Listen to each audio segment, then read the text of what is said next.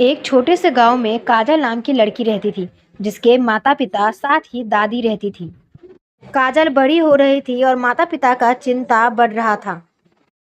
उसके माता पिता सोचते हैं कि क्यों ना शहर में कमाने के लिए जाएं और थोड़े थोड़े पैसे बचाकर काजल के लिए पैसा जमा करें।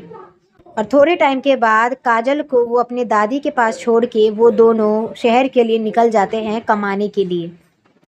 काजल की दादी कुछ समय तक तो काजल से बहुत अच्छे से बात करती थी और थोड़े समय के बाद काजल से घर के सारे काम कराने लगी, बर्तन से लेकर झाड़ू पोछा और सब कुछ। और एक दिन उसे कहती, अरे ओए, घर के सारा काम कर ले और साथ ही खेत भी चल जाना। उसके बाद बकरियों को भी घुमा देना। हाँ दादी, ठीक है। ऐसा कहकर काजल को अपने माता पिता की बहुत याद आती और वो मन में सोचती, मम्मी पापा आप लोग मुझे कब लेने आएंगे? दादी मुझे बहुत परेशान करती है। फिर खेत चली जाती है बकरी चढ़ाने के लिए। उसके बाद वो जैसे ही घर आती है उसे उसकी दादी कहती है कि जल्दी से लिए 10 मेहमानों के लिए खाना बना दे। 60-70 रोटियां और पनीर की सब्जी। काजल फिर हाँ में जवाब देती है और किचन की तरफ चली जाती है और मन में फिर से सोचती है कि आज मम्मी पापा मेरे साथ होते तो मुझसे दादी कुछ भी नहीं कराती, और वो लोग जैसे ही गए हैं देखो ना, सब फायदा उठाने लगी है। और सबके लिए पनीर की सब्जी बनाकर और 60-70 रोटी बनाकर वो अपने रूम में सोने चली जाती है। फिर से ताने भरे शब्दों में उनकी दादी कहती है कि अरे ओए, सुनी का खाने वाली, फिर से तू सोने चली गई। मेहमानों को खाना कौन खिलाएगा और साथ ही उनके झूठे बर्तन कौन धोएगा? और फिर मेहमानों को खाना खिलाकर वो जूठे बर्तन धोने चली जाती है। एक दिन काजल के घर पे उसकी दोस्त आती है जो गांव में उसके पास ही रहती थी और कहती है कि चल न कहीं खेत में घूम के आते हैं। और तभी काजल की दादी वहां आ जाती है और उसे फिर ताने भरे शब्दों में बोलती है कि तेरे साथ घूमने जाएगी तो घर का काम कौन करेगा? और पूरा काम करके कहीं जाएगी तो जाएगी, वरना कहीं नहीं जाएगी।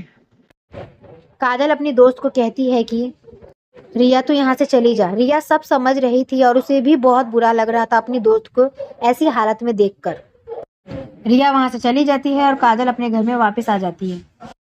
और एक दिन काजल के माता पिता शहर से आते हैं, पर दादी को पहले ही पता चल जाता है कि काजल के माता पिता अब शहर से आने वाले हैं। और काजल को इसकी दादी बहुत मारती है और कहती है कि अपने माता पिता के सामने बिल्कुल भी मुंह मत खोलना। काजल मार खाने के बाद बहुत ज़्यादा रोने लगती है और थोड़ी देर के बाद पता चलता है कि इसके माता पिता गांव आ चुके हैं।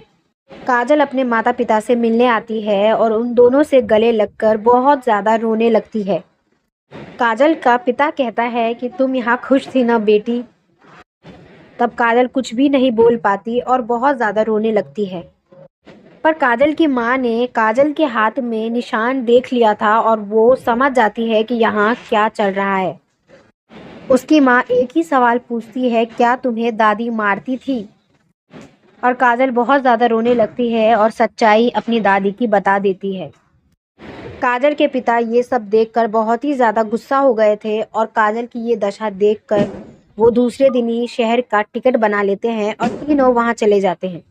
काजल अपने माता पिता के साथ जाने से बहुत खुश थी और वहाँ शहर में बहुत अच्छे से रह रही थी। गांव में अकेली रहने के कारण दादी को भी पछतावा हो जाता है कि मैंने क्या गलती करी। दादी काजल को फ़ोन करके माफ़ी मांगती है और ये लोग एक दूसरे को माफ़ कर देते हैं और अच्छी ज़िंदगी जीने लगते हैं।